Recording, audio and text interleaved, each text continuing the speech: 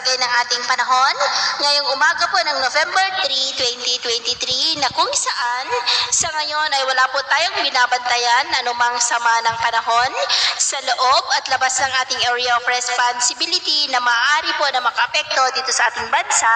for the next 5 to 7 days.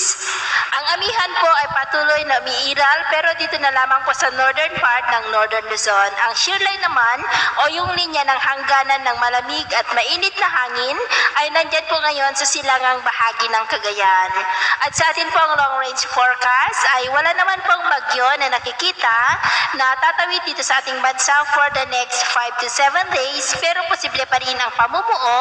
ng mga sama ng panahon sa susunod na mga araw at ang development ng mga ito ang atin pong babantayan. At sa lagay po ng ating panahon, ngayong madaling araw po ay generally fair weather sa malaking bahagi ng ating bansa, maliban lamang sa mga tsansa ng mga isolated rain sa ilang bahagi ng Babuyan Islands, Cebu, Bohol, Dinagat Island at ilang bahagi po ng Zamboanga Peninsula at Sarangani. At mamaya ay sisikat po ang araw sa malaking bahagi ng ating bansa maliban lamang sa mga tsansa ng maulap na kalangitan na may mga pulupulong pag-ulan pero sa mga ilang lugar lamang po. At mamayang hapon po, posible muli ang mga isolated rain sa ilang mga lugar kaya kung lalabas tayo sa ating mga tahanan ay ugaliin po natin lagi ang magdala ng kahit na nung panangga natin sa init ng araw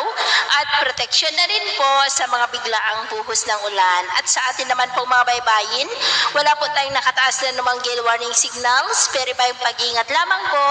kung papalaot tayo para mas makaiwas sa mga sakunang pangkaragatan lalo na po sa ating mga kababayan na mangingisda dyan po sa may extreme northern Luzon dahil medyo maalon pa rin dyan.